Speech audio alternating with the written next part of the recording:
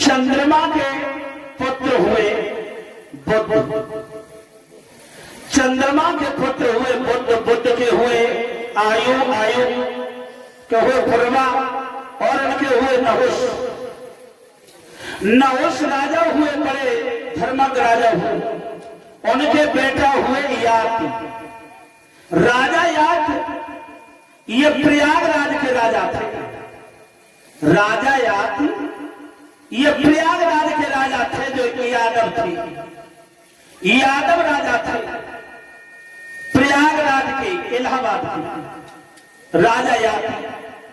उसी समय बहुत बड़ा दैत्यों में राजा हुआ था जिसका नाम था विश्वपर्वा, विश्वपर्वा दैत्य। और विश्वपर्वा के गुरु थे शुक्राचार्य। शुक्राचार्य अपने चेला विश्वपर्वा दैत्य के राज में रहते थे, विश्वपर्वा दैत्य के राज में रहते थे। और शुक्राचार्य की एक बेटी थी जिसका सुंदर नाम था देवयानी, देवयानी। और विश्वपर्वा राजा की बेटी का नाम था शर्मिष्ठा, शर्मिष्ठा। अब शुक्राचार्य ब्राह्मण की बेटी का नाम था देवयानी, विश्वपर्वा राजा दैत्य था, उनकी बेटी का नाम था शर्मिष्ठा। दोनों लड़कियों में बड़ा प्रेम था, दोनों में इतनी दोस्ती थी, इतना प्रेम था, दोनों साथ साथ रहती थी। कौ जाए तो संगे, गाय तो संगे, खाए तो संगे, साथ ही साथ रहती थी। एक दिन शर्मिष्ठा कहने लगी देवयानी से, और बहना जेठ को महीना है, भारी गर्मी पड़ रही है, पसीना से कपड़ा तितर बितर हो रहे हैं, तितर बितर हो रहे हैं। मैंने सामने जो पूर्व दिशा में एक जब बाग है, इसमें बहुत सुंदर सरोवर है, और दीदी इतना ठंडो पानी है सरोवर को, इतना ठंडो पानी है, कल मैंने पियो तो पेट उसाराइयो, हाँ पेट उसाराइयो। और अगर स्नान में हम तुम दोनों करे आए तो गर्मी ना लगेगी, ऐसे दांत ही बच जाएगी दीदी, इतना ठंडो पानी है। हाँ, दोनों लड़कियां शुक्राचार्य ब्राह्मण की बेटी देवयानी और शर्मिष्ठा, दोनों लड़कियां मेरे भागवत प्रेमियों सरोवर में नहाने के लिए गई, नहाने के लिए गई। परीक्षित महाराज बातन ही बातन में कपड़े भूल गई जो बदलने थे। नहाने के बाद जो कपड़े पहनेंगी बदलने के लिए वो भूल गई, और सब सरोवर पर पहुंच गई बाग में। अब देवयानी बोली बहना नहाए के कपड़े बदलोगे क्या, कपड़े तो लाई नहीं हो। शर्मिष्ठा बोली दीदी अरे ऐसी क्या बात है जब जंगल में कोई नहीं है, कपड़े उतार लो और पार पे रख दो, और चलो सरोवर में स्नान कर लेते हैं, और स्नान करके और कपड़े पहन लेंगे और घर निकल चलेंगे। देवयानी बोली भोले बाबा हैं सनकी, और कहीं से भोले बाबा आ गए तो फिर क्या करो। कहने लगी जब बाग में देख पक्षी तब तो नजर आता नहीं है, और जब बाग में स्नान करके हम तो निकल चले। दोनों लड़कियां ने वस्त्र उतार ली। मेरे भागवत प्रेमियों, दोनों लड़कियां स्नान करने के लिए वस्त्रहीन होकर के कूद पड़ी सरोवर में, कपड़े उतार कर पार पर रख दिए और स्नान करने लगी। और उधर भोले बाबा नादिया पे बैठकर चली। जब भोले बाबा को देवयानी ने देखा और कहने लगी बोली बहना भोले बाबा आ रहे हैं, अब क्या करोगे। शर्मिष्ठा बोली डुबकी लगा लो, डुबकी लगा लो। देवयानी बोली पागल हो, मर जाओगे डुबकी लगाए हुए। भोले बाबा खड़े हो गए तो फिर क्या करोगी। अरे भज के निकलो बाहर, कपड़े पहन लो।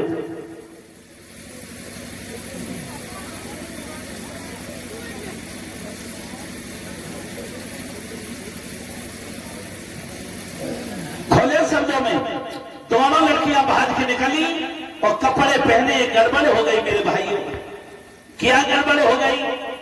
जो राजा की बेटी थी शर्मिष्ठा, उसके कपड़ा देवयानी ने ब्राह्मण की बेटी ने पहन लिए और देवयानी के कपड़ा राजा की बेटी शर्मिष्ठा थी उसने पहन लिए। जब शर्मिष्ठा ने देखे अपने कपड़ा पहने हुए देवयानी को, बोली भिखमंगा ब्राह्मण की बेटी, तेरी इतनी औकात जो हमारे कपड़े पहन लिए। देवयानी बोली तो दीदी चटनी काय को जाती हो, तुमने तो मेरे पहन लिए। कहने लगी पागल न बन, सुन मेरे कपड़े तूने क्यों पहने? कहने लगी तुमने तो मेरे पहन लिए। दोनों में विवाद हो गया। आगे बढ़कर राजा की बेटी शर्मिष्ठा ने शुक्राचार्य ब्राह्मण की बेटी देवयानी के गाल में तमाचा दिया। अब जब तमाचा गाल में पड़ गया तो लड़की वो भी थी जिस दिन देवयानी ब्राह्मण की बेटी बहू ने राजा की बेटी के गाल में शर्मिष्ठा के तमाचा दिया। अब बोली पागल, दोनों चिड़ैया सी लड़ी आई, दोनों चिड़ैया सी लड़ी आई। देवयानी के हाथ में शर्मिष्ठा ने पंजा फांस लिया, ऐसा पंजा फांस लिया और हाथ मरोड़ती चली गई, मरोड़ती चली गई। देवयानी बोली दीदी हाथ टूटा जा रहा है, हाथ टूटा जा रहा है, और पीछे ओसरती चली गई, पीछे को हटती चली गई और पीछे था लोगों कुआं। और देवयानी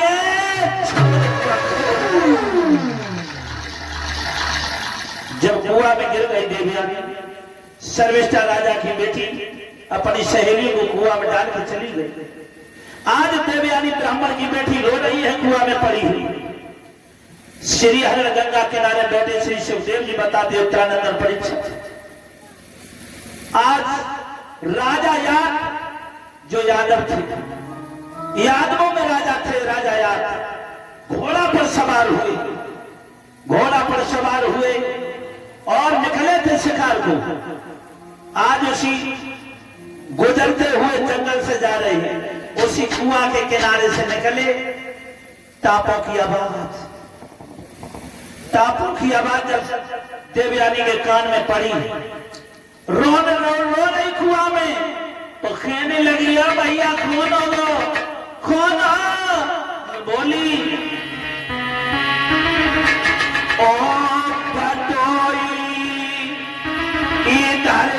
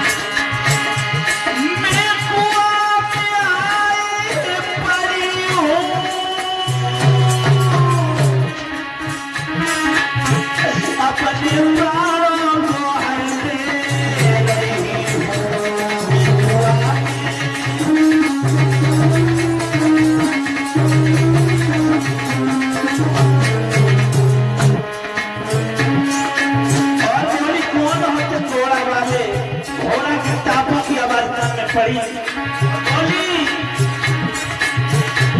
मेरी जान बचा लो परदेसी, मेरी जान बचा लो परदेसी, जा दुखिया मरी जा रही कहाँ हो।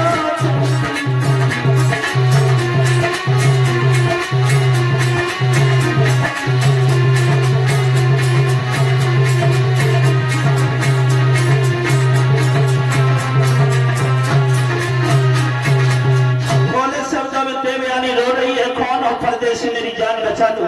एकदम आवाज आई, राजा यात ने घोड़ा रोक दिया, घोड़ा से उतर पड़े। चारों ओर देख रहे जंगल में कोई नहीं दिखाना, सोच रहे कोई प्रेत तो नहीं है, कोई आत्मा तो नहीं है जो हमें बुला रही है, लेकिन आवाज बराबर आती रही। आगे बढ़े तो कुआं से आवाज आ रही। परीक्षित महाराज कुआं में झांक के देखा तो सुंदर जवान लड़की पड़ी है। सोई घोड़ा की काठी उतारी, काठी उतारी और लगाम खोली और कुएं में डाली। मेरे भागवत प्रेमियों, कहा बेटी लड़की पकड़ ले, हे राजकुमारी इस पकड़ के रस्सी को बाहर आ जाओ, बाहर आ जाओ। और जिस समय रस्सी पकड़ी और राजा यात ने बाहर को खींचा और जब पार पे आई से कलाई पकड़ी और कुएं से बाहर निकाल लिया देवयानी को राजा यात ने। जो निकाला है और कहा है कौन हो तुम, क्या नाम है तुम्हारा, तुम्हारे पिता का नाम कहाँ है, क्या है? देवयानी बोली मेरे पिता का नाम शुक्राचार्य है। शुक्राचार्य है? हाँ हाँ, वो तो बहुत अच्छे ब्राह्मण है, उन्हें तो दुनिया जानती है। तुम कुआ में कैसे पढ़ी, तुम्हारा नाम क्या? बोले मेरा नाम देवयानी है। कुआ में कैसे पढ़ी? मेरे पिताजी के चेला एक राजा है विस्परवा, उनकी बेटी है शर्मिष्ठा, वो ही हम ताल में स्नान करने आए थे, वो मुझे कुआ में धक्का मार के चली गई। राजा याद कहने लगे ऐसी लड़कियों के साथ मत खेलने आया करो, जाओ घर। बोली अब कहाँ जाऊं, कहाँ जाऊं? देखिए राजा याद अब कहने लगे कहाँ, अपने घर पर जा। बोली क्या कहूं, तेरा मतलब क्या है लड़की? आज बात राजा की ब्राह्मण की बेटी देवयानी क्या बोली, सुनो महाराज। जब मैं कुआं में पड़ी रो रही थी और तुमने खेचो पकड़ कलाई है और मेरो हाथ पकड़े अब मत छोड़,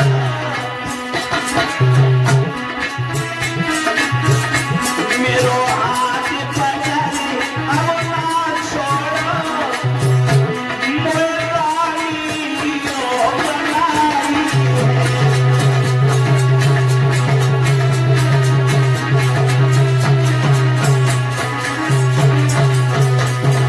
हाथ पकड़े अब ना छोड़ो, अपनी दुल्हनी ओ बनाई।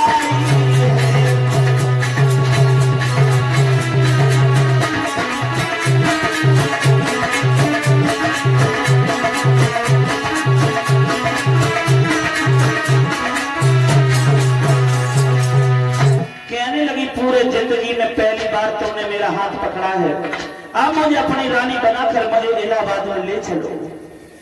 राजा याद कहने लगे पागल हो, पागल हो, मैं छत्री राजा हूं, अरे तू ब्राह्मण की बेटी है, तू जाकर किसी अपनी बिरादरी में शादी कर लीजिएगा, अपनी बिरादरी में शादी कर लीजिए। हाँ तू ब्राह्मण है। कहने लगी अब मेरे वंश में कोई शादी नहीं मेरी करेगा, क्यों? मुझे देवता पुत्र कच्छ का श्राप लगा है, मुझे कच्छ का श्राप लगा है, ब्राह्मण का लड़का मुझे कोई स्वीकार नहीं करेगा, कोई स्वीकार नहीं करेगा। बोले फिर मुझे ले चलो, ले चलो। राजा कहने लगे लड़की है पागल, पागल हो गई है। अरे जब मैंने तुझे बाहर निकाल दिया, तेरी जान बचा ली, तो अपने गले से बांध लो। राजा याद घोड़ा पर सवार हुए और जब चले तो घोड़ा के आगे खड़ी हो गई, हाथ फैलाकर बोली महाराज महाराज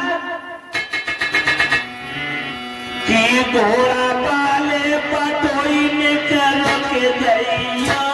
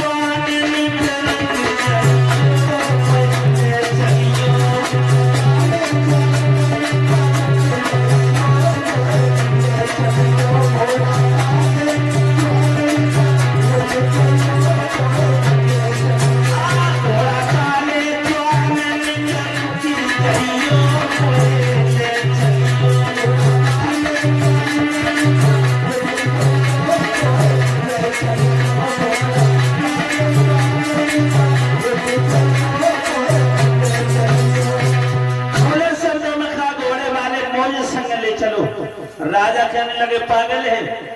राजा ने घोड़े में लगाई और घोड़ा आगे घुमड़ता हुआ चला गया। जब घोड़ा आगे गया खड़ी खड़ी देखती रही जब तक घोड़ा दिखाई देता रहा तब तक ही बात कर देखती रही और घोड़ा दिखाना बंद हो गया, धूल भी नजर आती रही तब तक देखती रही।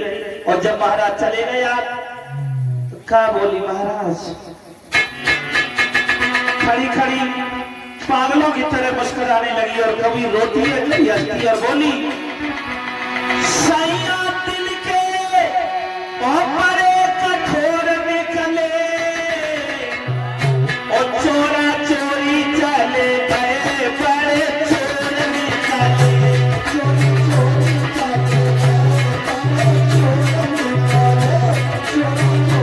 चले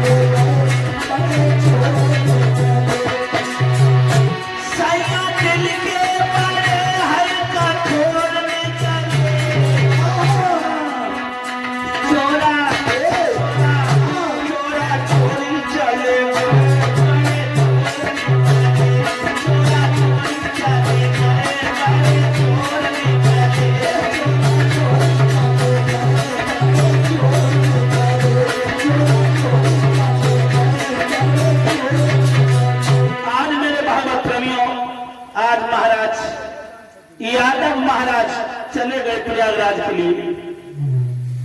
आज मन ही मन में प्रेम हो गया देवयानी को महाराज याद से। आज वो ब्राह्मण की बेटी कह रही है चुप्पा चोरी चले गए हो नाथ, मैं प्रण करती हूँ शादी करूंगी तो तुम्हारे साथ न जीवन भले ऐसे बीत जाए। लौट के आई, मैं आई अपने पिता को बता, पिता ने पूछा बेटी अब तक कहाँ थी? बोले तुम्हारे चेला की बेटी सर्विस्टान मुझे कुआं में डाल दिया था। ऐसे ऐसे प्रयागराज के राजा यादव याद पे आए हैं, उन्होंने मेरी जान बचाई, कुआं से निकाला है। सोई क्रोधित होकर के शुक्राचार्य अपनी बेटी को लेकर वहां से दूसरे देश के लिए चले। सोई विस्मरवा राक्षस राजा आकर के चरणों से गिर पड़ा, गुरुदेव मेरा देश छोड़कर ना जाओ, ना जाइए मेरा राज्य छोड़कर। जो भी कहने लगे मूर्ख, तेरी बेटी ने मेरी बेटी की जान लेनी चाहिए, कुआं में धक्का मारा। कहने लगे मेरी बेटी को जो भी सजा देना चाहो वो दे दो, हमें मंजूर है, लेकिन मेरे देश से राज्य से बाहर ना जाओ। मेरे भैया उसी समय शुक्राचार्य कहने लगे सुन। शुक्राचार्य बोले अब तेरी बेटी को एक सजा मिलेगी, जब मेरी बेटी देवयानी की शादी हो, जब मेरी बेटी देवयानी की शादी हो तो तेरी बेटी सर्विष्ठा मेरी बेटी की दासी बन के और संगे ससुराल जाए। हाँ बोली मुझे मंजूर है गुरुदेव, जब तुम्हारी बेटी की शादी होगी तो अपनी बेटी को मैं दासी बनाकर सेवा के लिए साथ में भेजूंगा। महाराज रुक गए महाराज। मेरे भैया हेलो, मेरे भागवत प्रेमियों, आज इसी समय रुक गए महाराज शुक्राचार्य अपनी बेटी को लेकर और रुक गए। आज धीरे धीरे आप देवयानी महाराज याद की यादों में खोई रहती है, राजा याद की यादों में खोई रहती है और एक ही गाना गाती है, खाना पीना भूल गई। हाँ खाना पीना भूल गई। क्या हुआ? अरे नैनन की काशी बुरी याद कले जो चीरो हो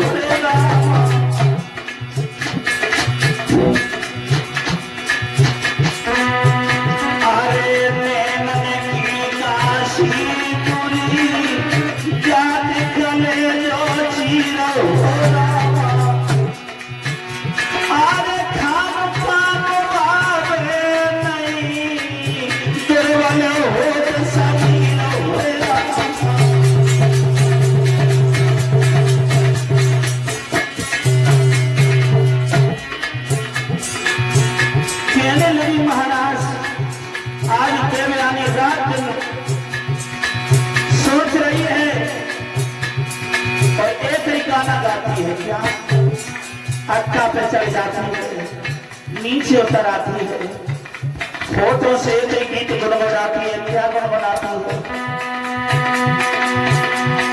क्या गीत गाती है परीक्षित महाराज? दिलदार पिया मेरे घोड़े पे चढ़ के आना, दिलदार पिया मेरे घोड़े पे चढ़ के आना, मेरी आगे तरस रही है मुझे सूरत दिखाना, दिलदार पिया मेरे।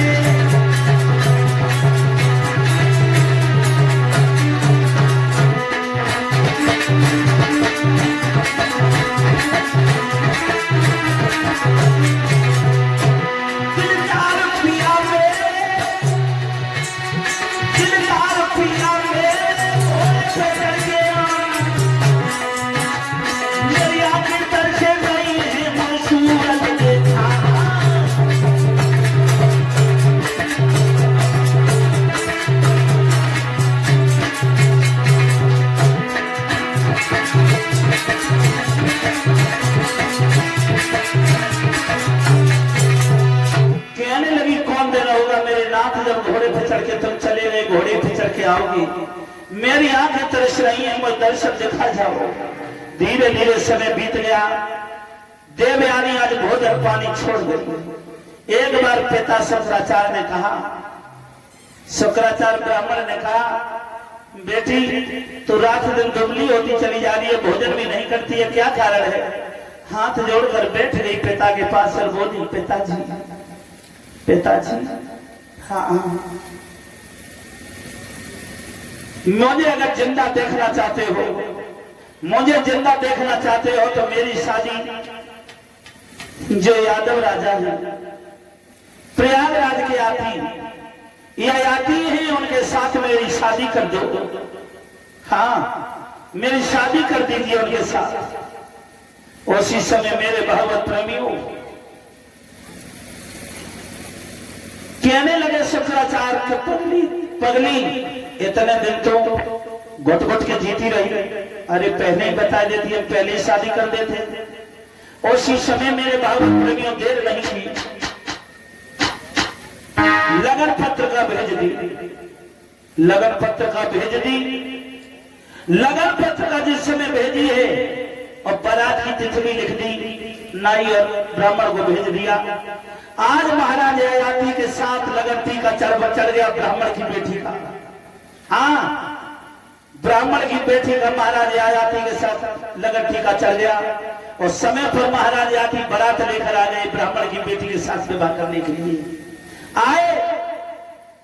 मेरे भागवत प्रेमियों जब आए सुंदर विवाह हुआ और जिस समय ब्रह्म मुहूर्त में भामरियां पड़ी,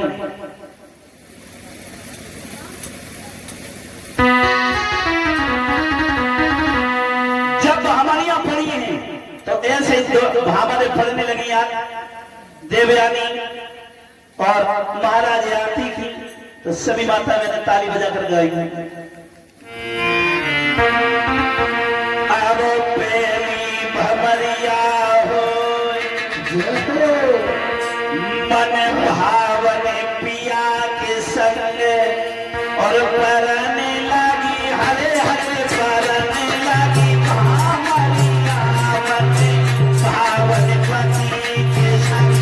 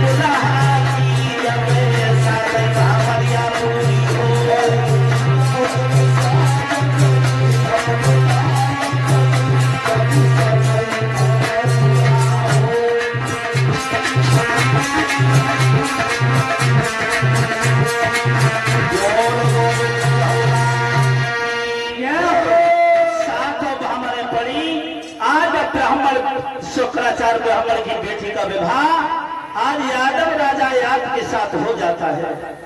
और मेरे भागवत प्रेमियों, जिस समय महाराज विदाई का समय हुआ है, और विदाई का समय जब हुआ,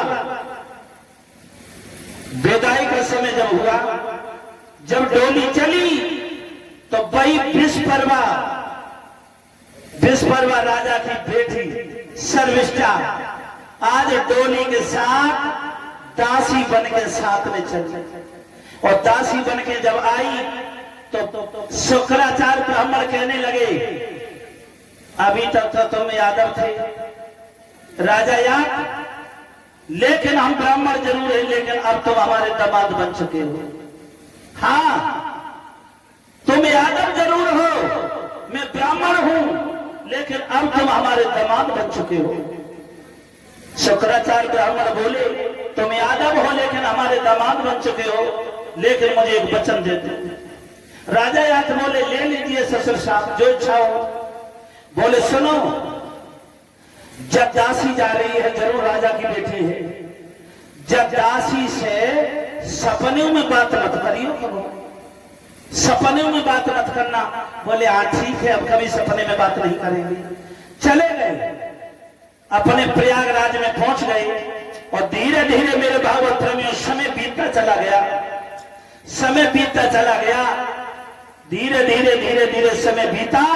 जब वर्ष बीत गई, श्री सुखदेव जी बताने लगे, हे राजन परीक्षित, एक बार महाराज याद शर्मिष्ठा के महल अलग दे दिए, देवयानी को अलग दे दिए, देवयानी के साथ रहते हैं, देवयानी के साथ ब्राह्मण की बेटी के साथ रात भर रहते हैं।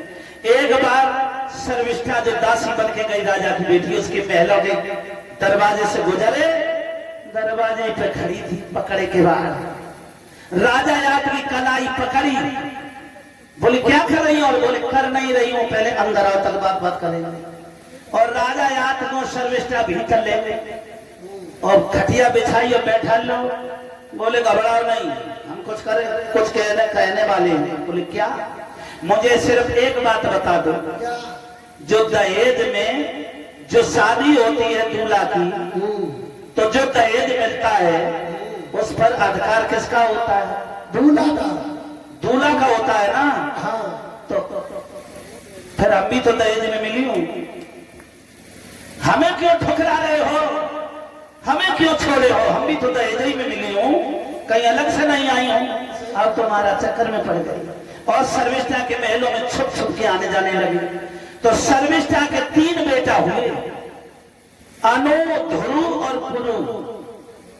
3 पुत्र, अनु, ध्रुव और पुरु। और देवयानी वो ब्राह्मण की बेटी थी, देवयानी। पास से 2 बेटा हुए, यदु और तुर्वस।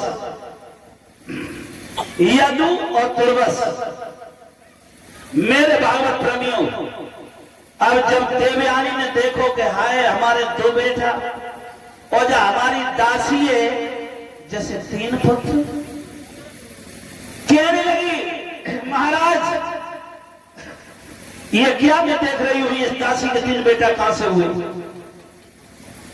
इसका चरित्र गलत है, कोई जरूर आता जाता महलों में होगा। महाराज कहने लगे क्यों आरोप लगा रही है जनता उसके ऊपर। सही देवयानी बोली मैं समझ गई,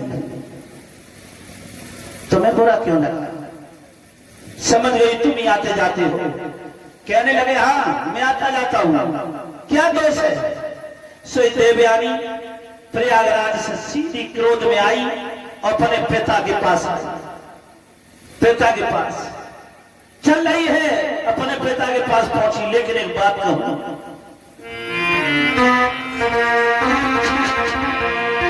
कि मानुष के कर्म कुकर्मों का और आखिर दिन कितना गुमान हो, और वीरेंद्र पाद्य संपन्न है लग जाए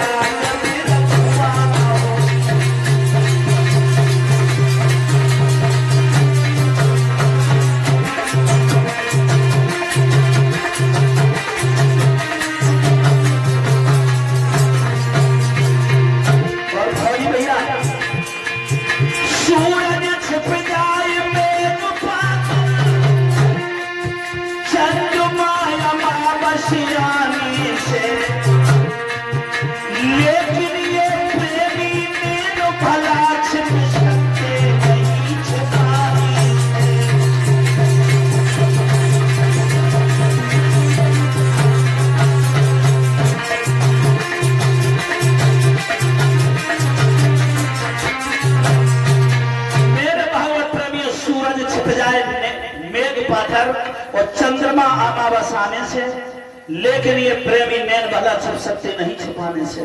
कितना भी प्यार छिपाओ लेकिन छुपता नहीं है। आज देवयानी पहुंच गई अपने पिता शुक्राचार्य के पास और बोली पिताजी गजब हो गया। बोले क्या हुआ। मुझे वह क्षत्रिय राजा ने मुझे धोखा दे दिया। क्या धोखा दिया। हमारे 2 बेटा हैं और वह मेरी दासी से 3 पुत्र हो गए। वो उन्होंने उनको अपना लिया। सोई शुक्राचार्य क्रोध में आ गए, तुम से जल लिया और राजा याद को श्राप दे दिया। क्या जिस उम्मत के यौवन में तूने मेरे वादे को तोड़ा है और उम्मत तुझको ही खा जाए, और नारी से मिलने की तुझ में शक्ति ना रहे तो तुरंत बुढ़ापा जाए।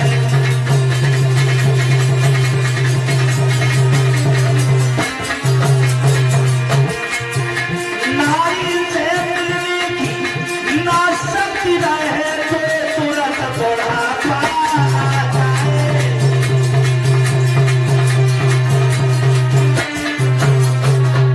खुले शब्दों में कहा, श्राप दिया शुक्राचार्य ने कि नारी से मिलने की तुझमें शक्ति न रहे तो बुढ़ापा आ जा, बूढ़ा हो जा। सोई महाराज या भी 100 साल के बुढ़े बन गए, हाँ बूढ़े बन गए। और देवयानी जैसे ही अपने ससुराल में पहुंची और जैसे ही अपने महल में पहुंची, राजा खटिया पे बैठे, बहुत बुरी खांसी और खांस खांस के पूरा घर भरता। 100 साल के बूढ़े, हाँ आंखें गड्ढे में चली हैं, हाँ, गाल गुलाब जामुन मांगने लगे। हाँ, रानी ने जब देखो आए जो तो बहुत बुरो ही है। अब जो भैंसा बदिया ग्वार कैसे चले, अब तो जे बहुत बुरे लगत है। वही तो लौट आई और फिर अपने पिता के पास आई।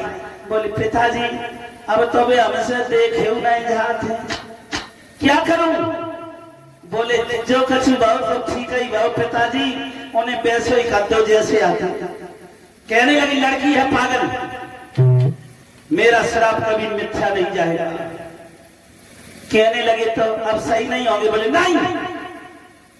हाथ जोड़ के देवयानी बोली तो हमें बेसोई करते हो, हाँ हमें बूढ़ा ही बना दो तो जीवन तो कट जाएगा। शुक्राचार करने लगे लड़की है पागल, जा बुला के ले आ, बुला के ले आ राजा आपको, बुला के ला। जब देवयानी गई घर में, बहुत बुरी खांसी,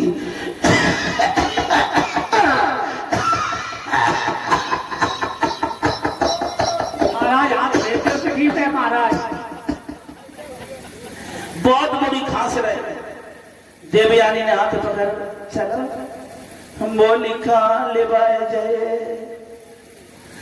कहने लगी तुम्हारा इलाज करवा चले पिताजी के यहाँ। पिताजी ने बुलाया है। कहने लगे तूने हियन के बैठे तो ज्यादा सा करवाए ले जाए के हड्डियन को सुरमा बन भाई। कहने लगे नहीं तुम्हारा इलाज करेंगे, पिताजी ने बुलाया है। आज मेरे भागवत प्रेमियों, देवयानी ने अपने पिया की उंगली पकड़ी चल दी। हाय लठिया ले ले और लफे लफे चल दिए। कैसे?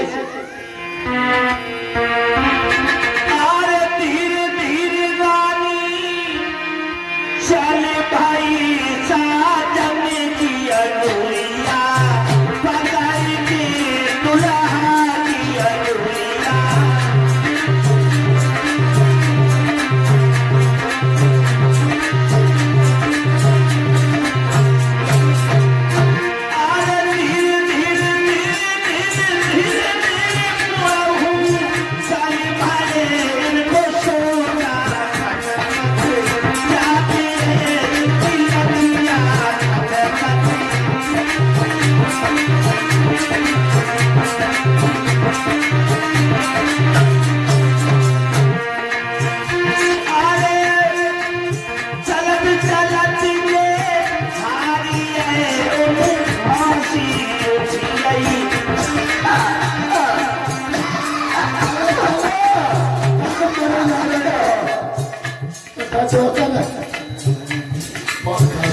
अरे चलत चलत दे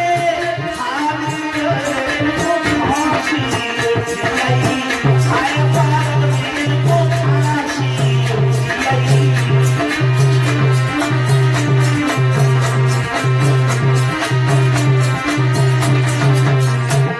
आज मेरे भागवत प्रेमी देवयानी राजा याद को लेकर के और कहां पहुंची? अपने पिता के पास। हाथ जोड़ के राजा यात ने शुक्राचार्य ब्राह्मण को कहा ससुर साहब को प्रणाम। आ गए हो? शुक्राचार्य कहने लगे कहो राजा यात, मैंने तुमसे मना किया था, वचन लिया था, तुमने मुझे वचन दिया था कि संग में दासी जा रही है जब तो सपने में बात मत करना। हाथ जोड़ के राजा याद कहने लगे ससुर साहब मैंने तुम्हारे वादे को नहीं तोड़ा, मेरी सपने में कोई बात नहीं हुई, जितनी भाई सब जगत ही में भाई। हाँ, कहने लगे सुनो, अगर आप जवान होना चाहते हो तो अपने रिश्तेदार व्यवहारी हेतुओं को बुलाओ और 100 साल के लिए जवानी उनकी ले लो और अपना बढ़ापा उन्हें दे दो संकल में, तो तुम जवान हो जाओ। जाओ, मैं तुम्हें ये भी वरदान देता हूं। अब राजा याद पहुंचे अपने यहाँ प्रयागराज में, सारे रिश्तेदारों को निमंत्रण देकर बुलाया। रिश्तेदार बैठे, कहे क्यों बुलाया है महाराज? बोले हम बूढ़े हो गए, 100 साल के लिए अपनी जवानी मुझे दे दो और मेरा बुढ़ापा ले लो तुम। सोई रिश्तेदार पानी ना पिए, बेग उठाए बगल में दाबे, बोले हमें ऐसो ना तो नहीं चलो। हाँ, सब बुरो तो बुढ़ापा ही होता है। सोई रिश्तेदार बेग उठाए बगल में दाबे, मुड़ के ना देखे, सीधो चलो जाए। काऊ व्यवहारी ने, काऊ रिश्तेदार ने उन्हें ना जवानी दी। सोई अपने बड़े बेटा के पास गए, यदू के पास।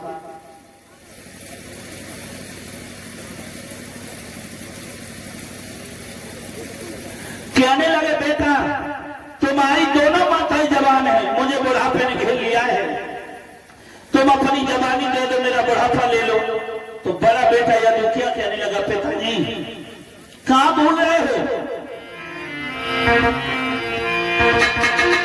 क्या जवाब दिया कि मेरी जवानी लेकर के और तुम मेरी मैया पर अजमाओगे, और बबुला इतना ध्यान रहे तुम घोर नरक में जाओगे।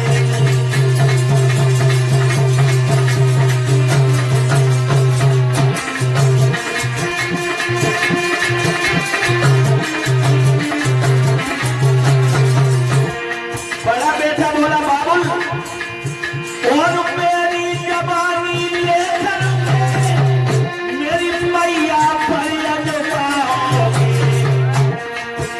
बबुला इतना तुम्हें ध्यान रहे तुम घोर नरक में जाओगे।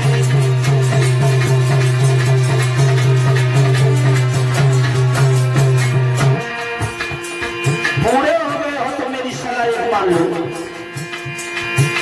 वन में जा करके भजन करो, क्या रखा बबुल जवानी में, और भजन से ही खाना पूर्ण हो, मर जाओ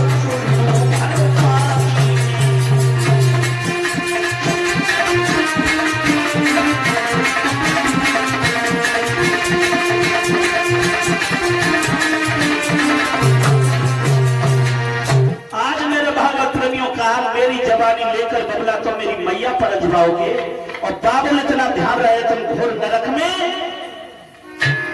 बूढ़े हो गए तो वन में जाकर भजन करो, क्या रखा बबुल जवानी में, और भजन से हुई इच्छा ना पूर्ण हो तो मर जाइए चुल्लू भर पानी में, हम जवानी नहीं देंगे। उसी समय तुरबस को बुलाया, बेटा तुरबस मुझे जवानी दे दो, तुम्हारी माता जवान है, मैं बूढ़ा हो गया हूं। तुरबस कहने लगो, ऐसा करो, जब बगल में नदी बह रही है, हाँ, और ऐसे ऊपर तक मुड़ के भर गिरियो, जो दोबारा उछल के ऊपर ना आओ, मैं मर जाइयो। हाँ, तुम्हें शर्म नहीं आई? एक बार तो जवानी मिलती है, दोबारा तुम्हें दे दे और फिर अब खाक बटूर। न मना कर दिया, और छोटे बेटा को बनाया, बेटा मुझे जवानी दे दो। कोई बेटा कहता है ऐसा करो, कहीं कुआं है पास में, तुम पिताजी पहले ही पत्थर बांध लियो तो उछलियो तो नहीं ऊपर। हाँ, और जवानी मांग रहे हो, तुम्हें शर्म नहीं आई? कोई कह रहा है ऐसे करो, जे मेलन की जो कला है, जब मैं फांसी लगाए कि मत जाओ। हाँ, सभी पुत्रों ने धुतकार दिया, सबसे छोटा बेटा था पुरु। हाँ, बोले बेटा पुरु, हाँ पिताजी तुम्हारी माता जवान है, मुझे अपनी जवानी दे दो और मेरा बुढ़ापा ले लो, मेरी भोगों से इच्छा पूरी नहीं हुई। सो छोटा बेटा क्या बोला है, बाबू बाने नहीं पूछी क्यों लियो जवानी, क्या बोला छोटा बेटा कि मेरी देश ने मई और तुम दोनों की प्रेम की निशानी है, और बबुलई से मिला लड़क पड़े है, बबुलई से मिली जवानी है।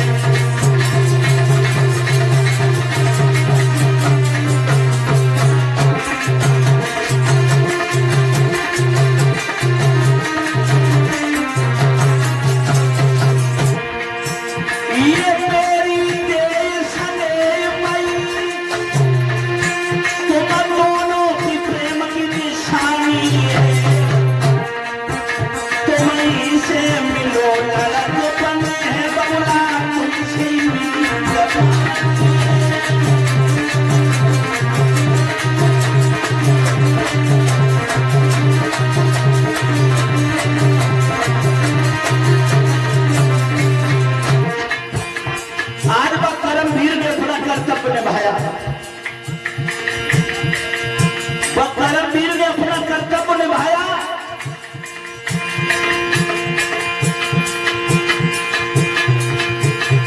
और क्या किया बबला? ये जवानी लेना का बड़ी बात, टुकड़े टुकड़े कर बैठना, अग्नि में यदि जरूरत हुए बबला, अग्नि में जल बैठना।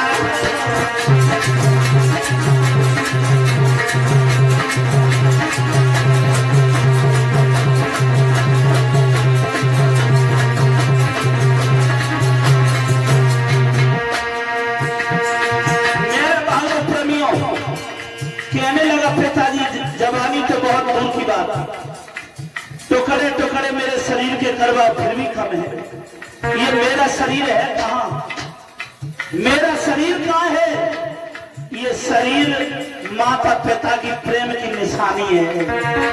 जो तुम कहो वही कर लो बाबा।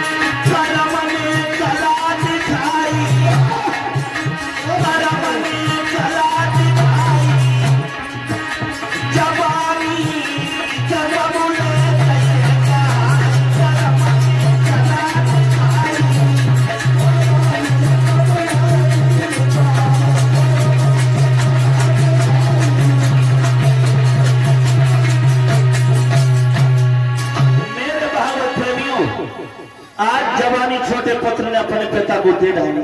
बोले पिताजी मेरा शरीर ही कहा, तुम मांग क्यों रहे, अपने आप ले लीजिए। आज का करमवीर ने अपना कर्तव्य निभाया और जवानी दे दी। वर्षों तक मेरे भागवत प्रेमियों भोगते रहे राजा याद।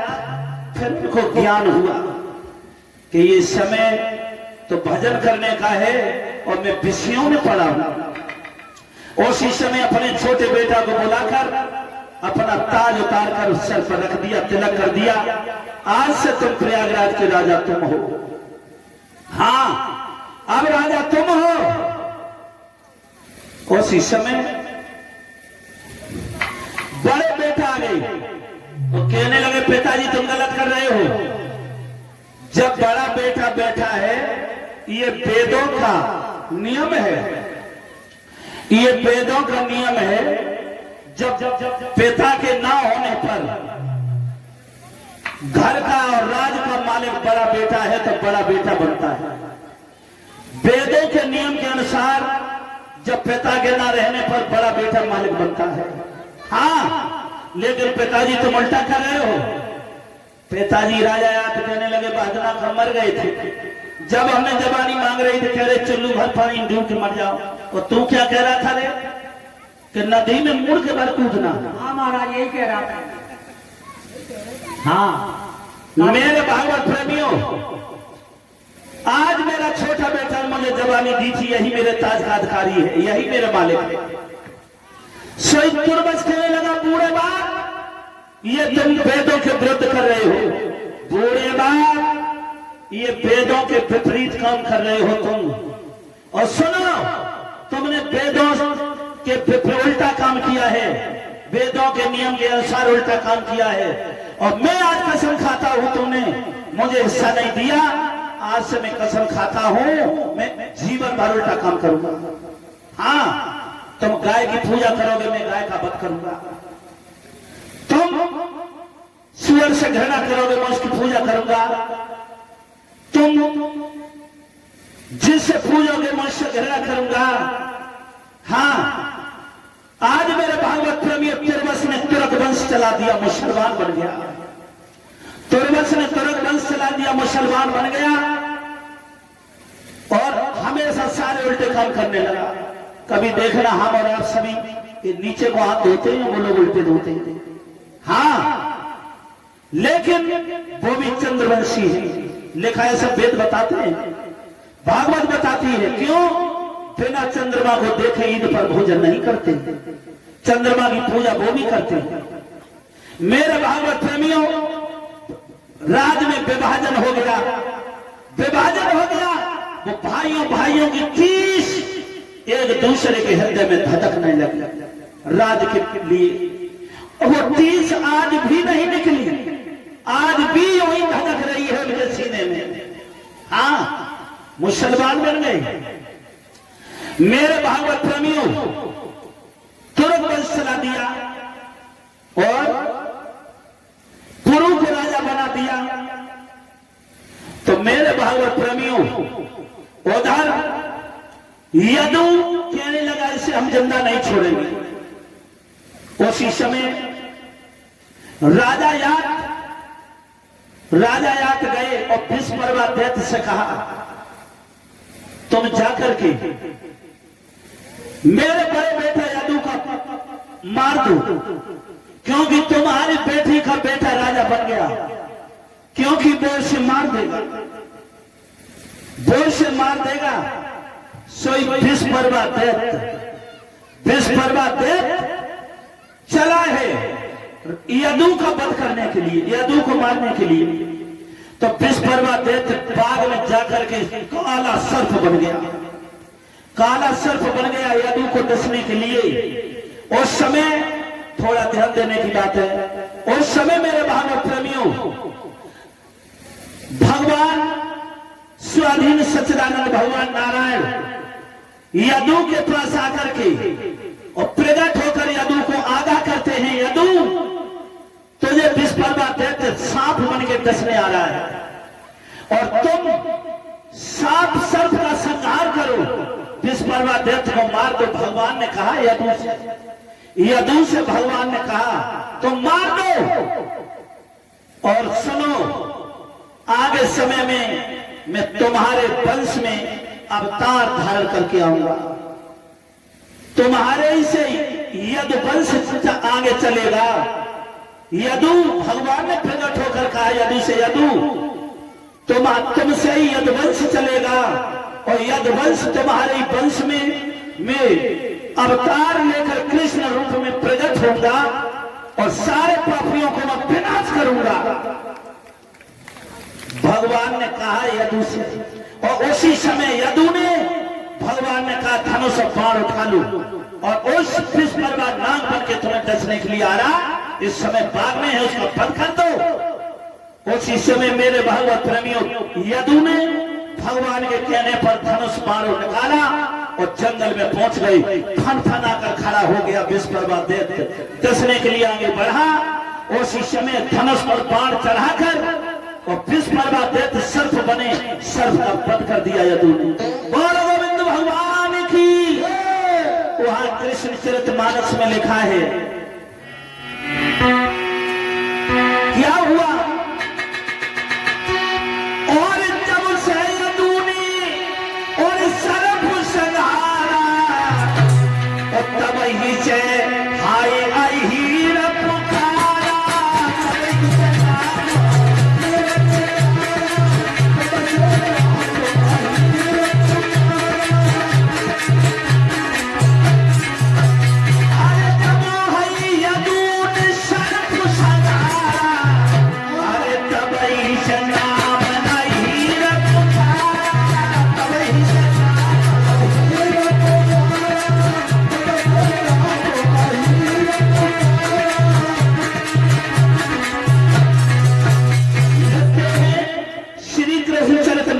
में कि जब यदु ने सर्प संहारा और तब से नाम अहीर पुकारा, तब से यादव को अहीर कहा गया।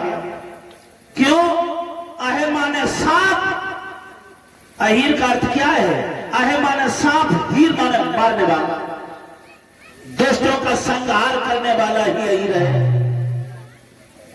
दुष्टों का संहार करने वाला अहीर है। विष बर्बाद नाम रूप में आया था, दुष्ट था। आज यदु से यदवंश चला, उसी यदवंश में भगवान कन्हैया वंशी वाले अवतार धारण करके आएंगे।